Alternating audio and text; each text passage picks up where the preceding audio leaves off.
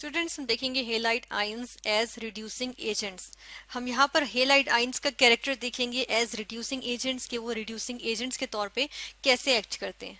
Halide ions की अगर हम बात करें तो ये हमारे पास क्या होते हैं, ये हमारे पास हेलोजेंस यानी कि फ्लोरीन, क्लोरीन, ब्रोमीन। क्लोरीन को हम थोड़ा ठीक करके देखेंगे, क्लोरीन, ब्रोमीन और आयोडीन, इनके जो है वो आयंस होते हैं, यानी कि fluoride ion, chloride ion, bromide ion, iodide ion. ठीक है। और रिड्यूसिंग एजेंट्स क्या होते हैं? रिड्यूसिंग एजेंट्स होते हैं ऐसे सब्सटेंसेस, ऐसे एजेंट्स जो कि क्या करते हैं, दूसरों को रिड्यूस करते हैं और खुद क्या हो जाते हैं, ऑक्सीडाइज हो जाते हैं। तो हम यहाँ पर क्या कहेंगे, रिड्यूस अदर्स। ठीक है, ऐसे एजेंट्स होते हैं या ऐसे सब्सटेंसेस होते हैं जो अदर्स को रिड्यूस करते हैं। ठीक है, और खुद क्या होते हैं, ऑक्सीडाइज हो जाते हैं। ठीक है, यहाँ पर हम लिखेंगे गेट ऑक्सीडाइज्ड। ठीक है।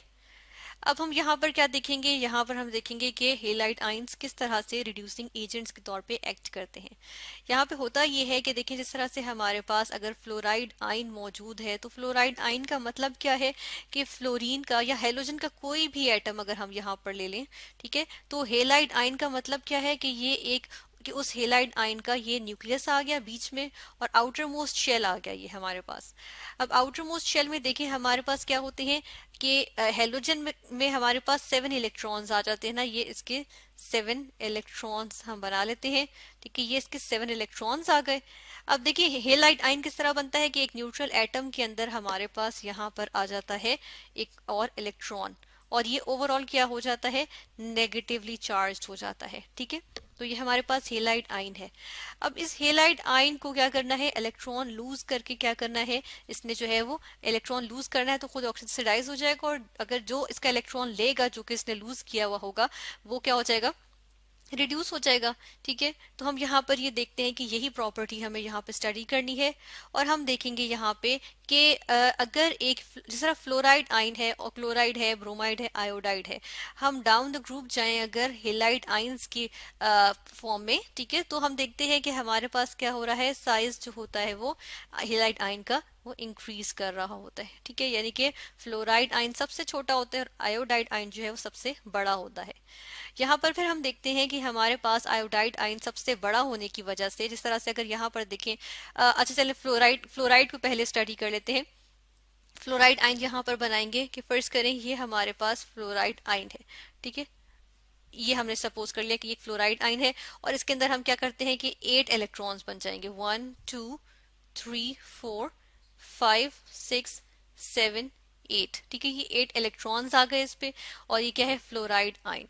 अब देखिए फ्लोराइड आयन के हम देखते हैं कि यहाँ पे ये देखिए कि इसका जो न्यूक्लियस है वो इन 8 के 8 इलेक्ट्रॉन्स को बड़ी स्ट्रांगली होल्ड कर रहा है क्योंकि ये करीब ही है, बहुत दूर नहीं है। ठीक है, ये हमने इसका आउटर मोस्ट शेल बनाया है। लेकिन इसके मुकाबले में अगर हम आयोडाइड आयन को देखें, यहाँ पर हम आयोडाइड आयन बनाएंगे और इसका ये न्यूक्लियस बनाया उसका और इसका आउटर मोस्ट शेल बनाएंगे।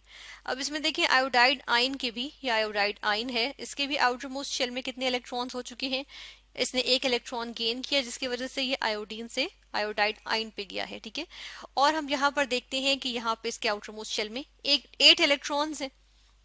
अब ये देखिए कि ये जो 8 इलेक्ट्रॉन्स हैं इनका न्यूक्लियस इनको इतनी टाइटली होल्ड नहीं कर सकता है ना, ये इतनी टाइटली होल्ड नहीं कर सकता ना, डिस्टेंस बहुत ज्यादा है न्यूक्लियस का आउटर मोस्ट शेल से, बीच में और भी शेल्स हमारे पास आ रहे हैं जिसकी वजह से हम देखते हैं कि उनकी भी हिंड्रेंस है, उनके अंदर भी इलेक्ट्रॉन्स हैं और उनकी भी हिंड्रेंस है जिसको हम स्क्रीनिंग इफेक्ट कहते हैं कि जो बीच में इलेक्ट्रॉन्स आ जाते हैं आउटर मोस्ट शेल और न्यूक्लियस के दरमियान जो इलेक्ट्रॉन्स आ जाते हैं उनको हम स्क्रीनिंग इफेक्ट कहते हैं। तो वो भी बीच में आ रहे हैं। ठीक है, वो भी शील्ड कर रहे हैं आउटर मोस्ट शेल के इलेक्ट्रॉन्स को न्यूक्लियर अट्रैक्शन से। ठीक है, तो इस वजह से हम देखते हैं इसमें से एक इलेक्ट्रॉन जो है वो लूज करना और आयोडीन का एटम बना लेना आसान है। ठीक है, यानी कि इलेक्ट्रॉन लूज करने का मतलब क्या है, ये हमारे पास प्रोसेस क्या हो रहा है, ऑक्सीडेशन हो रही है। ठीक है, ये क्या हो जाएगा, ऑक्सीडेशन हो जाएगी। जबकि फ्लोराइड आयन को देखें तो इसके लिए आसान नहीं है क्योंकि न्यूक्लियर अट्रैक्शन बहुत ज्यादा है, बहुत स्ट्रॉन्ग है। ठीक है, तो जिसकी वजह से हम कहते हैं कि यहाँ पर पॉसिबल नहीं है कि हमारे पास यहाँ पर क्या हो सके, यहाँ पर शील्डिंग हो और न्यूक्लियर अट्रैक्शन कम हो, बल्कि न्यूक्लियर अट्रैक्शन बहुत ज्यादा है और यहाँ पॉसिबल नहीं है कि ऑक्सीडेशन हो सके। ठीक है, तो इतनी आसान नहीं है यहाँ ऑक्सीडेशन करना। यही वजह है कि हम देखते हैं कि हमारे पास यहाँ पर ऑर्डर अगर देखें तो साइज इंक्रीज करने की वजह से होता यह है कि फ्लोराइड आयन चूंकि सबसे छोटा होता है, इसलिए ये लीस्ट हमारे पास जो है वीकेस्ट रिड्यूसिंग एजेंट आ जाता है। लीस्ट स्ट्रॉन्ग रिड्यूसिंग एजेंट, या हम कहेंगे मोर अप्रोप्रिएट होगा वीकेस्ट रिड्यूसिंग एजेंट आ जाएगा अमंग हेलाइड आयंस। ठीक है, उसके बाद हम देखते हैं उससे ज्यादा, इससे कंपैरेटिवली स्ट्रॉन्गर होगा क्लोराइड, क्योंकि साइज थोड़ा सा बड़ा हो गया है।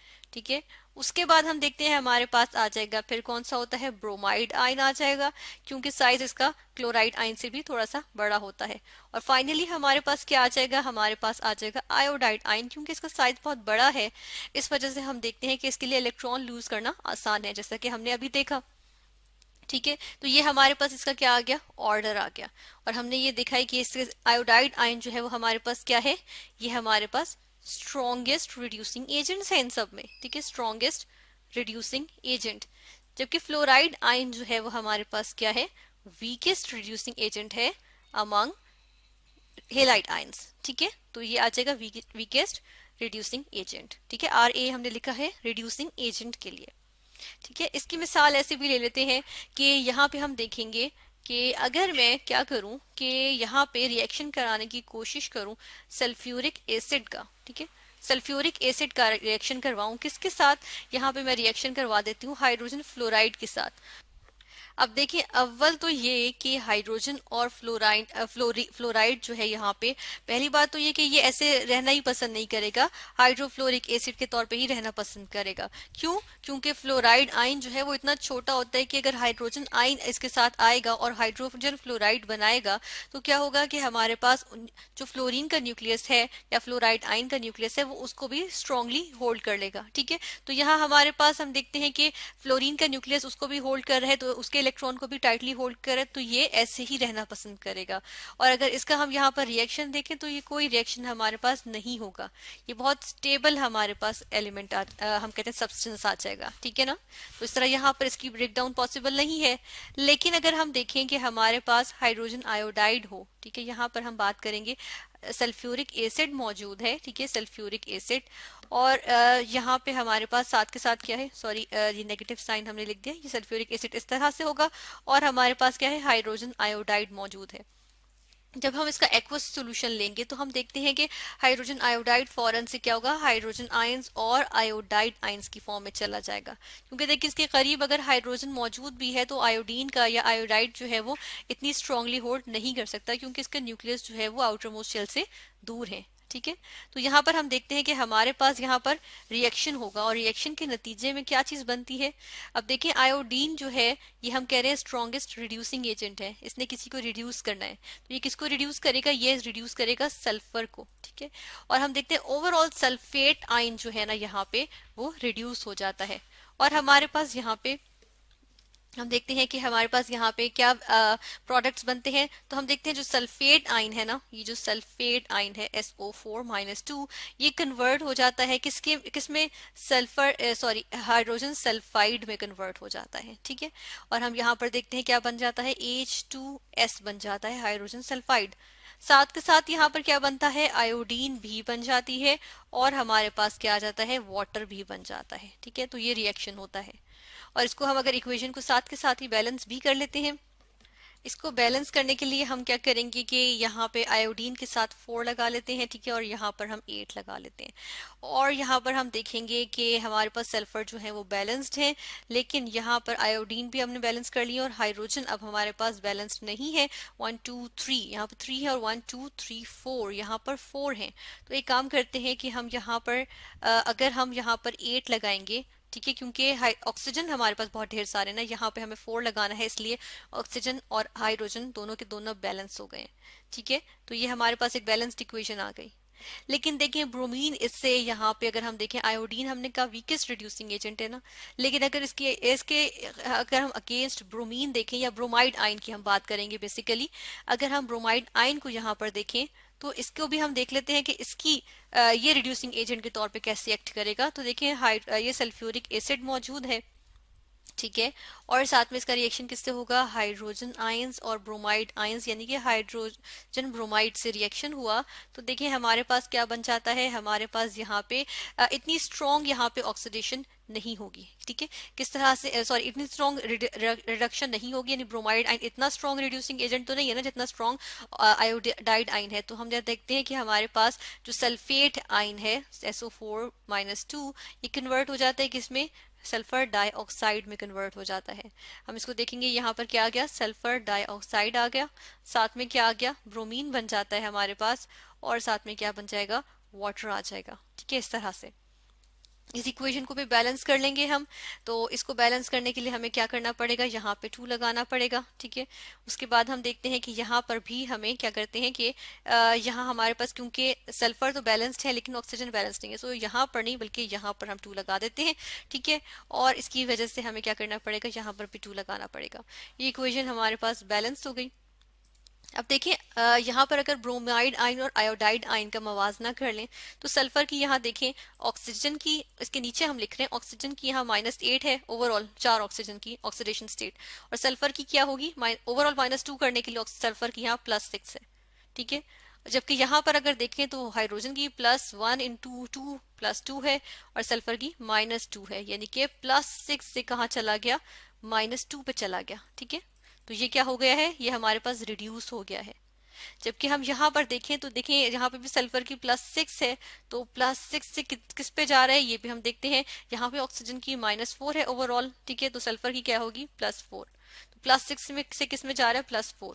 अब देखें +6 से +4 में जाना इतनी ज्यादा रिडक्शन नहीं है एज कम्पेयर टू +6 से वो -2 में जा रहा हूँ। ठीक है, तो हमारे पास strongest reducing agent among halide ions कौन सा है, हम कहते हैं कि वो आयोडाइड आइन है। ठीक है, और इसी तरह अगर हम हाइड्रोजन आयोडाइड की बात करें तो वो भी एक स्ट्रॉन्ग रिड्यूसिंग एजेंट है, क्योंकि वो क्या करेगा, एक्वस सॉल्यूशन में हाइड्रोजन आइन और आयोडाइड आइन देगा। और आयोडाइड आइन हमने कहा कि ये खुद तो ऑक्सीडाइज होना पसंद करेगा और दूसरों को रिड्यूस करेगा। ठीक है, और क्योंकि न्यूक्लियर अट्रैक्शन कम होती है इस वजह से हम देखते हैं कि इसके अंदर हमारे पास ऑक्सीडेशन, आयोडाइड आयन की ऑक्सीडेशन फौरन से हो जाती है, और हम देखते हैं कि वो दूसरों को रिड्यूस बड़ी आसानी से कर देता है, इसलिए स्ट्रॉन्गेस्ट रिड्यूसिंग एजेंट है।